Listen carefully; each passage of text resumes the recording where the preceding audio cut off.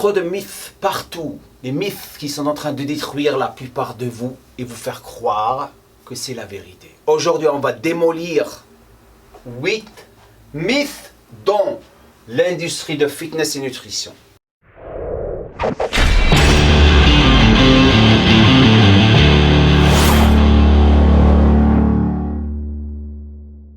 Les gloubinettes, salam alaikum et bonjour à tous les pays francophones. On revient à Gym Core DZ Girls avec Madame Lézard. Merci pour tous les commentaires que vous avez laissés la dernière fois. Quand vous avez demandé, on vous a donné.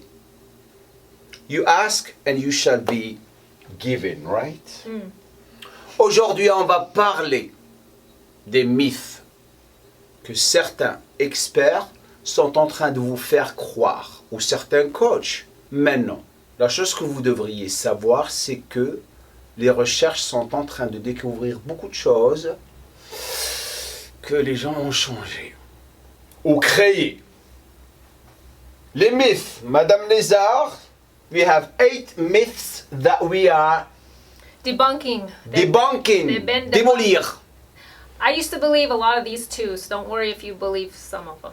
Moi aussi, lorsque j'avais commencé ma carrière, on m'a fait croire que ces choses existaient. Avec le temps et l'éducation, on découvre que certaines choses ne sont pas vraies. Et c'est pour ça qu'on est là, pour vous le montrer. Myth number 1. Myth number 1, your body can only absorb a certain amount of protein each meal. Mythe numéro 1, votre corps peut juste assimiler un certain nombre, comme 30 grammes de protéines par repas. Myth number 2. Myth number 2, you need to eat small frequent meals to boost your metabolism or burn more fat. Mythe numéro 2, il faut manger des petits repas pour vraiment stimuler et booster votre métabolisme pour brûler plus de gras. Number 3. Myth number 3, you can't eat late at night or before bed if you want to burn fat. Mythe numéro 3, il ne faut pas manger trop tard avant de se coucher car vous risquez de devenir grosse. Je croyais à ce mythe. Mais avec les dernières recherches, nope, ça n'existe pas. Myth number 4. Myth number 4, sugar makes you fat or carbs make you fat.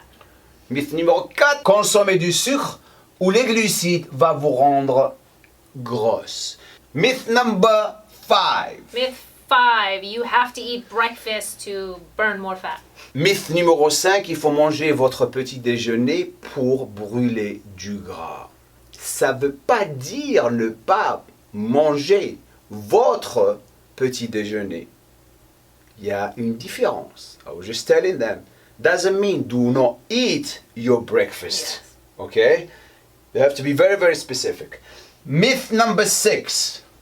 Myth 6, you have to eat clean to lose weight or to be healthy. Mythe numéro 6, il faut manger sainement pour être en santé ou perdre du gras. Ça ne veut pas dire commencer à aller manger du n'importe quoi parce que Jenna et Jam vous ont dit ça. Il y a une différence. Myth number 7. Myth number 7, you have to have protein within 30 minutes after your workout. Il faut avoir de la protéine 30 minutes après votre séance d'entraînement. Myth number 8. Myth number 8, your metabolism controls how fat or skinny you are. Mythe numéro 8, votre métabolisme contrôle si vous êtes grosse ou fine. Metabolism is a very, very misunderstood topic. Le métabolisme, c'est un sujet qui est vraiment, vraiment mal compris.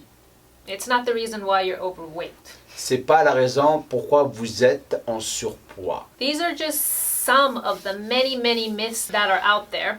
Ça, c'est juste quelques mythes qu'on est en train de partager avec vous par rapport à ce qu'il y a dehors. And each one can be explained and broken down. If you would like me to go over any of them, just let me know. Et chaque mythe doit être vraiment super bien expliqué. On pourra faire ça dans des vidéos dans le futur, mais chacun va prendre au moins 5 minutes pour le faire. C'est juste une idée pour vous faire ouvrir les yeux. Myth I want to give special attention to today is known as starvation mode.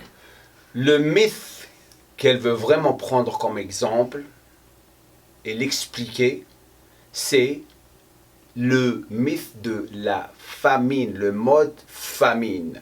Not only is this myth not backed up by any scientific evidence, Il n'y a aucune recherche scientifique ou des évidences qui ont montré que c'est vrai. we see it in the real world every day that it's not true. On le voit dans notre monde que ce n'est pas vrai tout le temps. If eating too little caused us to hold on to fat, Si manger un tout petit peu va nous faire gagner ou garder du gras, we would see anorexics and the millions and millions of starving people in the world not dying of starvation. on verra que toutes les personnes anorexiques ou les personnes qui sont en train de souffrir de famine ne pas mourir de famine.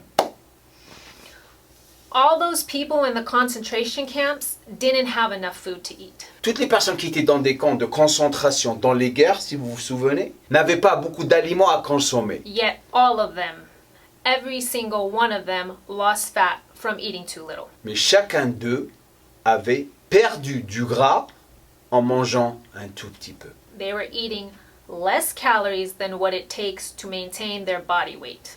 Ils étaient en train de manger moins de calories par rapport à ce qu'ils avaient besoin de consommer pour maintenir leur poids du corps. They were in a huge, massive calorie deficit. Ils avaient un déficit calorique énorme. Every single person loses fat in a calorie deficit. Chaque personne va perdre du gras lorsqu'ils sont en déficit calorique, comme vous a dit auparavant. There are no exceptions, Il n'y a pas d'exception, regardless of what problems you have. malgré les problèmes que vous avez. You don't hold on to fat from eating too little. Vous n'allez pas retenir du gras lorsque vous consommez moins de calories. You lose fat from eating less calories than what it takes to maintain. Vous allez perdre du gras lorsque vous allez consommer moins de calories par rapport à ce que vous avez besoin pour maintenir votre poids du corps.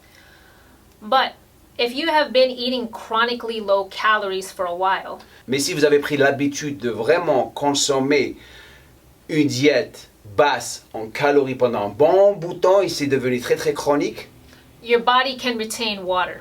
votre corps va commencer à retenir de l'eau. So the scale might not move.